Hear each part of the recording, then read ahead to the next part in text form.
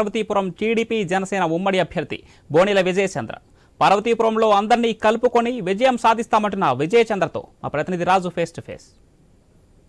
మన్యం జిల్లాలో ఒకే ఒక ఎస్సీ నియోజకవర్గం పార్వతీపురం జిల్లా కేంద్రం. పార్వతీపురం జిల్లా కేంద్రంలో టీడీపీ నుంచి ఇప్పటి వరకు బోనెల విజయచంద్రన్ అయితే ఇన్ఛార్జ్ గా నియమించడం జరిగింది. సీటు కూడా ప్రకటించడం జరిగింది. ఈ నేపథ్యంలో గతంలో టీడీపీ కంచుకోటగా ఉన్నటువంటి పార్వతీపురం నియోజకవర్గంలో ఇప్పుడు పరిస్థితి ఏ విధంగా ఉంది, బోనెల విజయచంద్ర పార్టీని ఎలా ముందుకు తీసుకెళ్లబోతున్నారు, అదేవిధంగా రాబోయే ఎలక్షన్ లో ఎలాంటి ప్రణాళికలతో ముందుకు వెళ్ళబోతున్నారు అని తెలుసుకునే ప్రయత్నం చేద్దాం. నమస్కారం అండి. ఈ రోజు పార్వతీపురం నియోజకవర్గం నుంచి పోటీ చేయబోతున్నారు. ఆల్రెడీ ఫస్ట్ లిస్ట్ లోనే మీ పేరు కూడా అనౌన్స్ చేయడం జరిగింది. ఎలా ఉంది అంటే నియోజకవర్గంలో మీకు రెస్పాన్స్ ఎలా ఉంది? పార్వతీపురం నియోజకవర్గం ఎప్పుడు కూడా తెలుగుదేశానికి కంచుకోట. ఇందులో నిస్సందేశంగా చెప్పగలుగుతాను. మా అదృష్టం ఏంటంటే పార్వతీపురం ఎప్పుడు కూడా నిచ్చక్కైన కార్యకర్తలతో తెలుగుదేశాన్ని ఎప్పుడు కాపాడుతూ వచ్చిన కార్యకర్తలు. అంత గొప్ప కార్యకర్తలు ఉన్న పార్వతీపురంలో గెలుపు ఈసారి ఎవ్వరు కూడా ఆపలేరు. ఎందుకంటే ఇక్కడున్న ప్రస్తుత ఎమ్మెల్యే పైన విపరీతమైన అవినీతి ఆరోపణలు ఉన్నాయి. ఆరోపణలే కాదు, ఆధారాలు కూడా ఉన్నాయి. ఎప్పుడైతే ఆధారాలతో పాటు మేము సబ్మిట్ చేశామో ఆయన కౌంట్డౌన్ స్టార్ట్ అయింది. ఏం చేయాలో అర్థం అవట్లేదు. ఇంతవరకు కూడా వైఎస్ఆర్సీపీ క్యాండిడేట్ని అనౌన్స్ చేయలేదు. అది మా మొదటి గెలుపు.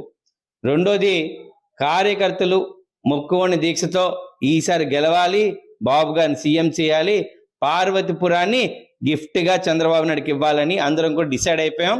వార్ వన్ సైడ్ అవుతుంది.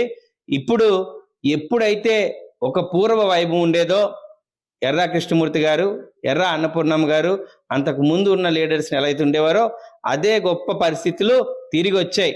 అప్పుడున్న బ్యాచ్ కానీ ఇంతవరకు నిశ్శబ్దంగా ఉన్న ప్రతి ఒక్క కార్యకర్త, లీడర్లు నాతో పాటు నడుస్తూ, నాతో పాటు క్యాంపెయిన్ చేస్తూ నన్ను ఉత్తేజపరచడమే కాకుండా పార్వతీపురంలో ప్రతి ఇంటిని టచ్ చేస్తున్నాం.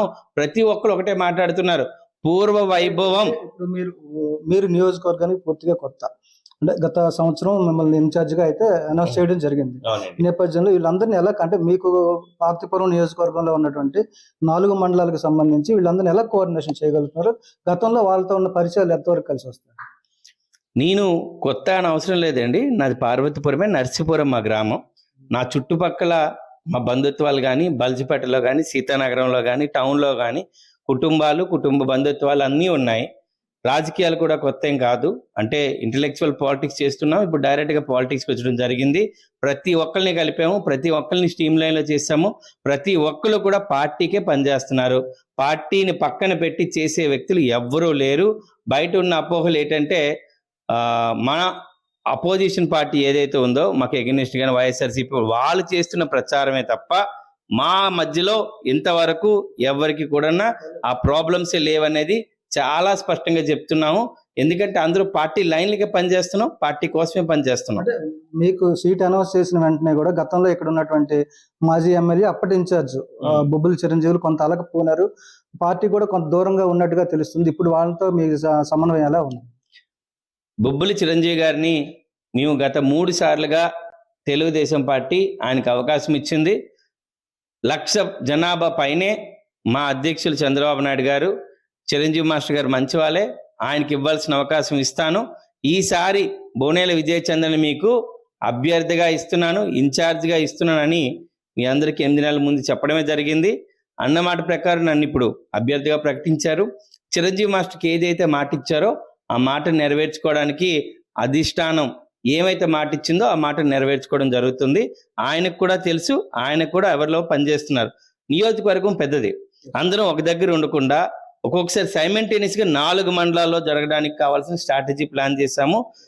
ఇప్పుడున్న మాజీ చైర్పర్సన్ అయిన శ్రీదేవి గారు కానీ, అలాగే జగదీష్ గారు కానీ, చిరంజీవి గారు కానీ, నేను కానీ సీనియర్ కార్యకర్తలు మేము స్ప్లిట్ అయ్యి 4 మండలాల్లో వర్క్ జరిగే విధంగా 4 మండలాల్లో సైమెంటేనియస్గా ఒకేసారి మండలానికి మా ప్రోగ్రాం రీచ్ అవ్వడానికి చేయిస్తున్నాం. గొప్ప సమిష్టి కృషితో వెళ్తున్నాం. ఎప్పుడు లేని విధంగా రాష్ట్రంలో అత్యధిక మెజారిటీలో ప్రతి ఒక్క ఉమ్మడి అభ్యర్థి గెలుస్తారండి. Thank you. ఇది మొత్తంగా చూసుకుంటే పార్వతీపురం నియోజకవర్గంలో గత 5 ఏళ్లుగా ఉన్నటువంటి ఎమ్మెల్యే చేసిన అవినీతే టీడీపీని గెలిపిస్తుంది. అదే కాదు, గతంలో చాలా నాయకులు అయితే ఇక్కడ టీడీపీ నుంచి గెలిచారు. వాళ్ళు చేసినటువంటి మంచి కార్యక్రమాలు కూడా మమ్మల్ని ఈ రోజు ముందుకు తీసుకెళ్లే పరిస్థితి కనిపిస్తుంది. మరోవైపు వైఎస్ఆర్ కాంగ్రెస్ పార్టీ నుంచి దగాపాట ప్రజలందరూ కూడా మార్పును కోరుకుంటున్నారు. ఈ మార్పులో ఇప్పుడు ఉన్నటువంటి బీజేపీ, టీడీపీ, జనసేన త్రివేణి సంగమంగా అభివర్ణిస్తూ ఈ సంగమానికి అయితే ఈ రోజు పట్టం కట్టే అవకాశాలు ఎక్కువగా ఉన్నాయి. రాష్ట్రంలో అధికారంలోకి వచ్చే అవకాశాలు ఉన్నాయి. అదేవిధంగా పార్వతీపురంలో కూడా టీడీపీ విజయ గంట మోగిస్తుంది అని చెప్పి విజయ్ చంద్ర తెలియజేస్తున్న పరిస్థితి. వీడియో జర్నలిస్ట్ మధుతో రాజు, ఐ న్యూస్, విశాఖపట్నం.